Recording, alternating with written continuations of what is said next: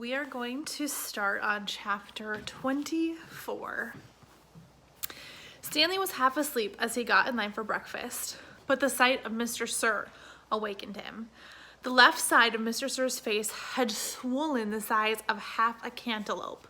There were 3 dark purple jagged lines running down his cheek where the warden had scratched him. The other boys in Stanley's tent had obviously seen Mr. Sir as well, but they had a good sense not to say anything. Stanley put a carton of juice and a plastic spoon on his tray. He kept his eyes down and hardly breathed as Mr. Sir ladled some oatmeal-like stuff into his bowl. He brought his tray to the table. Behind him, a boy from one of the other tents said, "Hey, what happened to your face?" There was a crash. Stanley turned to see Mr. Sir holding the boy's head against the oatmeal pot. "Is something wrong with my face?" The boy tried to speak, but couldn't. Mr. Sir had him by the throat. "Does anyone see anything wrong with my face?" asked Mr. Sir, as he continued to choke the boy. Nobody said anything. Mr. Sir let go of the boy. His head banged against the table as he fell to the ground. Mr. Sir stood over him and asked, "How does my face look to you now?" A gurgling sound came from the boy's mouth. Then he managed to gasp the word, "Fine. I'm kind of handsome, don't you think?" "Yes, Mr. Sir." Out on the lake, the other boys asked Stanley what he knew about Mr. Sir's face, but he just shrugged and dug his hole. If he didn't talk about it, maybe it would go away. He worked as hard and as fast as he could, not trying to pace himself. He just wanted to get off the lake and away from Mr. Sir as soon as possible. Besides, he knew he'd get a break. "Whenever you're ready, just let me know," Zero had said. The first time the water truck came, it was driven by Mr. Pendanski. The second time, Mr. Sir was driving. No one said anything except, "Thank you, Mr. Sir," as he filled each canteen. No one even dared to look at his grotesque face. As Stanley waited, his tongue ran over the roof of his mouth and inside his cheeks. His mouth was as dry as the parched lake. The bright sun reflected off the side mirror of the truck, and Stanley had to shield his eyes with his hand. "Thank you, Mr. Sir," said Magnet as he took the canteen from him. "You thirsty, caveman?" Mr. Sir asked. "Yes, Mr. Sir," Stanley said, handing his canteen to him. Mr. Sir opened the nozzle and the water flowed out of the tank, but it did not go into Stanley's canteen. Instead, he held the canteen right next to the stream of water. Stanley watched the water splatter on the dirt, where it was quickly absorbed by the thirsty ground. Mr. Sir let the water run for about 30 seconds and then stopped. "Do you want more?" he asked. Stanley didn't say anything. Mr. Sir turned the water back on, and again Stanley watched it pour into the dirt. "There, that should be plenty." He handed Stanley his empty canteen. Stanley stared at the dark spot on the ground, which quickly shrank before his eyes. "Thank you, Mr. Sir," he said. Chapter 25. There was a doctor in the town of Green Lake 110 years ago. His name was Dr. Hawthorne, and whenever people got sick, they would go see Doc Hawthorne, but they would also see Sam, the Onion Man. "Onions! Sweet, fresh onions!" Sam would call, and his donkey, Mary Lou, would walk up and down the dirt roads of Green Lake. Mary Lou pulled the cart full of onions. Sam's onion field was somewhere on the other side of the lake. Once or twice a week, he would row across the lake and pick a new batch to fill the cart. Sam had big, strong arms, but it would still take all day for him to row across the lake and another day for him to return. Most of the time, he would leave Mary Lou in the shed, which the walkers let him use at no charge. But sometimes he would take Mary Lou on his boat with him. Sam claimed that Mary Lou was almost 50 years old, which was, and still is, extremely old for a donkey. "She eats nothing but raw onions," Sam would say, holding up a white onion dark between his dark fingers. "It's nature's magic vegetable. If a person ate nothing but raw onions, he could live to be 200 years old. Sam was not much older than 20, but nobody was quite sure that Mary Lou was really as old as he said she was. How would he know? Still, nobody ever argued with Sam, and whenever they were sick, they would not only go to Doc Hawthorne, but also to see Sam. Sam always gave the same advice: Eat plenty of onions. He said that onions were good for digestion, the liver, the stomach, the lungs, the heart, and the brain. If you don't believe me, just look at Mary Lou here. She's never been sick a day in her life.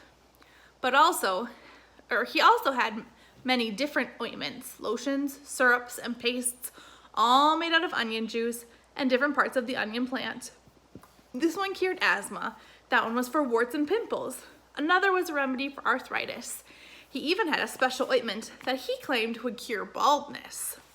Just rub it on your husband's head every night when he's sleeping, Mrs. Collingwood, and soon his hair will be as thick and as long as Mary Lou's tail. Doc Hawthorne did not resent Sam. The folks of Green Lake were afraid to take chances. They would get regular medicine from Doc Hawthorne and onion concoctions from Sam. After they got over their illness, no one could be sure, not even Doc Hawthorne, which of the two treatments had done the trick. Doc Hawthorne was almost completely bald, and in the morning, his head often smelled like onions. Whenever Catherine Barlow bought onions, she always bought an extra one or two and would let Mary Lou eat them out of her hand. Is something wrong? Sam asked her one day as she was feeding Mary Lou. You seem distracted. Oh, it's just the weather, said Miss Catherine. It looks like the rain clouds are moving in. Me and Mary Lou, we like the rain, said Sam. Oh, I like it fine, said Miss Catherine as she rubbed the donkey's rough hair on the top of his head. It's just that the roof leaks in the schoolhouse. I can fix that, said Sam. Oh, what are you going to do? Catherine joked. Fill the holes with onion paste? Sam laughed. I'm good with my hands, he told her. I built my own boat. If it leaked, I'd be in trouble. Catherine couldn't help but notice his strong, firm hands. They made a deal. He agreed to fix the leaky roof in exchange for 6 jars of spiced peaches. It took Sam a week to fix the roof because he could only work in the afternoons, after school let out and before night classes began. Sam wasn't allowed to attend classes because he was black, but they allowed him to fix the building. Miss Catherine usually stayed in the schoolhouse, grading papers and such, while Sam worked on the roof. She enjoyed what little conversation they were able to have, shouting up and down to each other. She was surprised by his interest in poetry. When he took a break, she would sometimes read a poem to him. On more than one occasion, she would start to read a poem by Poe or Longfellow, only to hear him finish it for her from memory. She was sad when the roof was finished. Is something wrong? He asked. No, you did a wonderful job, she said. It's just that the windows won't open. The children and I would love a breeze now and then. I can fix that, said Sam. She gave him 2 more jars of peaches, and Sam fixed the windows. It was easier to talk to him when he was working on the windows. He told her about his secret onion field on the other side of the lake, where the onions grow all year round and the water runs uphill. When the windows were fixed, she complained that her desk wobbled. I can fix that, said Sam. The next time she saw him, she mentioned that the door doesn't hang straight, and she got to spend another afternoon with him while he fixed the door. By the end of the first semester, Onion Sam had turned the old rundown schoolhouse into a well-crafted, freshly painted jewel of a building that the whole town was proud of. People passing would stop by and admire it.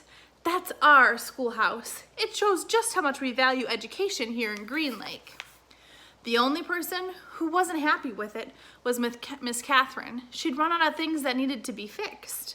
She sat at her desk one afternoon, listening to the pitter-patter of the rain on the roof. No water leaked in the classroom, except for a few drops from her eyes. Onions, hot, sweet onions, Sam called. Out on the street, she ran to him. She wanted to throw her arms around him, but she couldn't just bring herself to do it. Instead, she hugged Mary Lou's neck. Is something wrong? He asked. Oh, Sam, my heart is breaking. I can fix that, said Sam. She turned to him, and he took hold of both her hands and kissed her. Because of the rain, there was nobody else out on the street. Even if there was, Catherine and Sam wouldn't have noticed. They were lost in their own world. At that moment, however, Hattie Parker stepped out of the general store. They didn't see her, but she saw them. She pointed a quivering finger in their direction and whispered, God will punish you. Okay, so that's the end of chapter 25. Think about Now remember, this is over 100 years ago, and things we've talked about in school about segregation and stuff. And Sam, we found out, is black, and Catherine is not. So they probably aren't going to be a well-liked couple because of the time. So think about how that might be a problem. All right, I'll see you later. Bye.